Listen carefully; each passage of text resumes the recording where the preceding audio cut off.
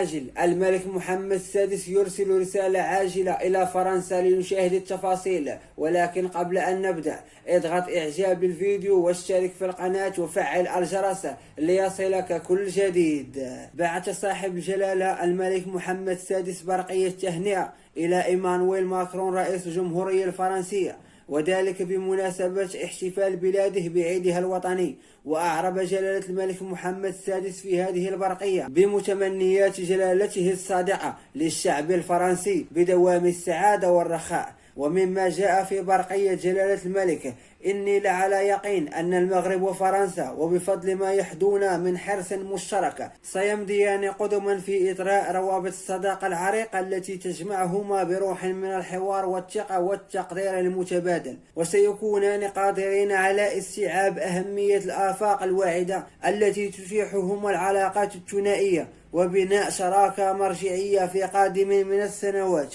وأضاف جلالة الملك: وعلاوة على ذلك فإني أدرك تماما أنه يمكنني أن أعول على التزامكم الشخصي من أجل أن تأخذ هذه الشراكة بعين الاعتبار المصالح المهمة لبلدينا.